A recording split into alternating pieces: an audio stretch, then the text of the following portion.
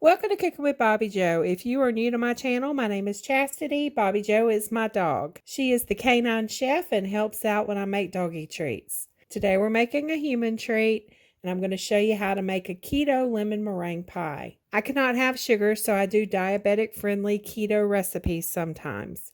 I made a sugar-filled lemon pie that I will share soon, but I wanted to share the keto lemon meringue pie first, just in case someone wants to make this for someone who needs a diabetic-friendly dessert at Easter dinner. I usually get my recipes from a keto cookbook, but today I'm using a recipe from wholesomeyum.com. I will leave the link in the video description. This recipe is made in steps, and the first step is the crust. You can make this ahead of time because it will need to cool completely before you use it. This is an almond flour pie crust. You will need 2½ cups of almond flour, 1/4 cup of allulose blend, 1/4 teaspoon of sea salt, and 1/4 cup of melted butter. Also going to need 1 large egg and 1/2 teaspoon of vanilla extract. I'm going to line the bottom of a pie plate with parchment paper. You don't have to do this, but I always do it when I make almond flour pie crust.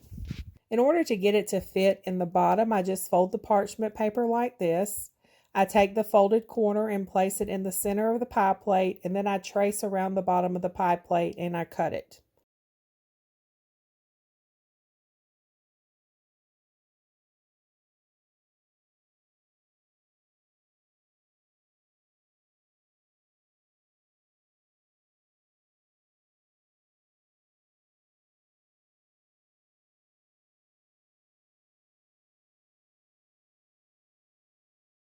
I need to trim it a little more, so I'm going to trim it.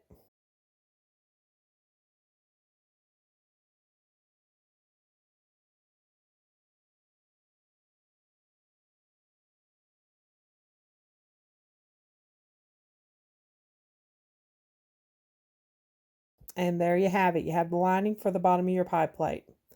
Now I'm going to spray the sides with Pam. Well, I'm just going to spray the whole thing with Pam. But you want to make sure that the sides are sprayed to prevent the sides of the pie crust from sticking. I need 1/4 cup of melted butter, so that's 1/2 stick, and I'm going to use my mini cast iron to melt my butter. While that's melting, I'm going to go ahead and get my dry ingredients mixed together. You want to mix the 2½ cups of almond flour,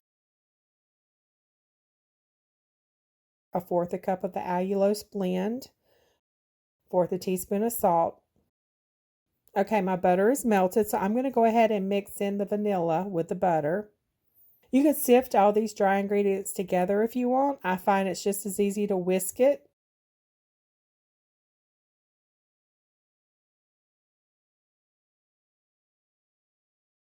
Next, add in the butter, vanilla, and egg and mix it all together until a dough forms. And the whisk isn't going to work for this. Note to myself, don't do this again. Don't mix this with the whisk or you're going to end up with a big old mess like I did. Okay, I'm just going to go ahead and mix this together with my clean hands. And if you want to see me wash my hands like some people apparently want to see, I will leave a link for that video in the description. Okay, now I have a ball of dough and just press it out in the pie plate.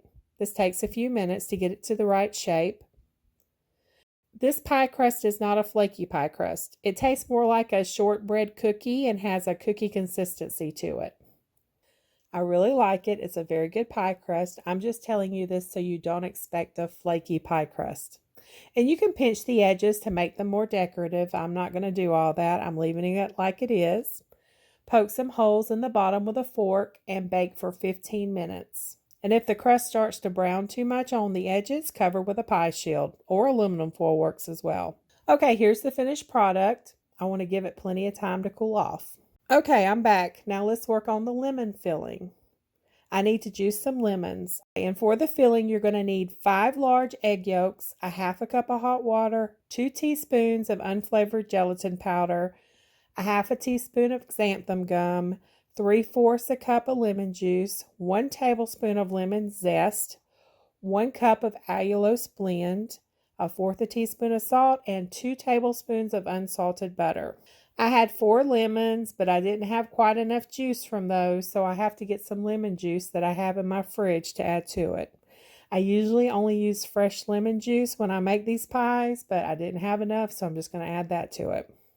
The recipe calls for 2 teaspoons of unflavored gelatin. There is 1 tablespoon per package, and not thinking, I placed the whole package in instead of measuring out 2 teaspoons. I poured that into the half a cup of hot water. Also mixed in 1/4 teaspoon of xanthan gum. This is what thickens the lemon filling. I thought mine looked a little thick, but I didn't realize I messed up until I edited the video.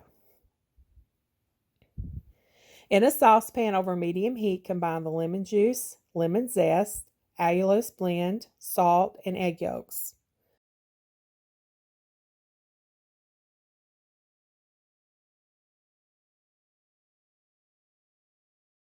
Bring all of that to a simmer. Then slowly mix in the gelatin mixture and whisk constantly for 2 to 3 minutes over medium heat.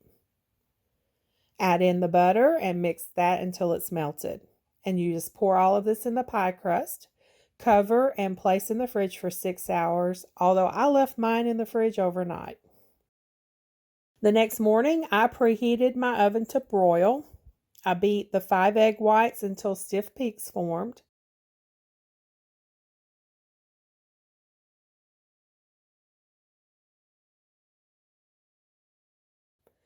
Added in a half a cup of allulose blend and 1/4 teaspoon of cream of tartar. The recipe doesn't call for cream of tartar, but I always use it when I make my meringue. Once I have the meringue, I just dip it over the pie filling. I place it in the oven for a couple of minutes, keeping an eye on it. You just want the top toasted.